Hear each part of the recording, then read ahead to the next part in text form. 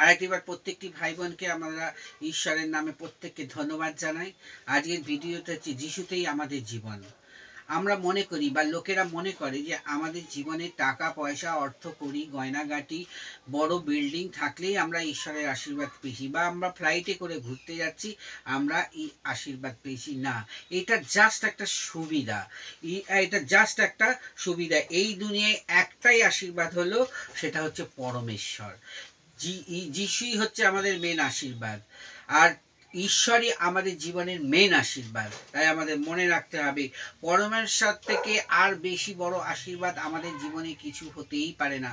আমরা কোনোদিন বলতেই পারি না যে আমরা আশীর্বাদিত নই।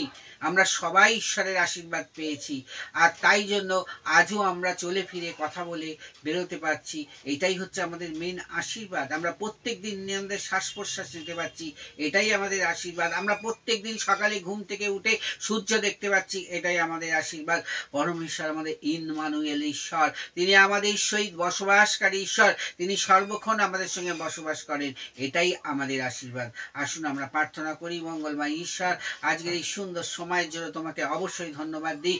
আজকে এই ভিডিওর মধ্যে দিয়ে আমরা জানতে পারছি যে তুমি আমাদের একমাত্র ঈশ্বর। প্রভু, আজ তোমার জন্য এই পৃথিবীর আলো আমরা দেখছি, প্রত্যেক দিন আমরা চলছি ফিরছি, আমরা সমস্ত কিছু কাজকর্ম করছি, এটাই আমাদের জীবনের বড় আশীর্বাদ।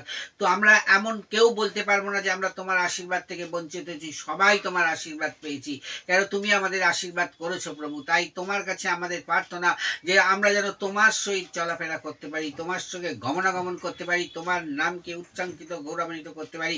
এই আশীর্বাদ তুমি আমাদের দাও। Oh yes Lord, yes master, name of Jesus, hallelujah. তুমি সবাইকে আশীর্বাদ করেছো, এই জন্য তোমাকে ধন্যবাদ দিই। এই প্রার্থনা যিশু নামে চাই, আমেন।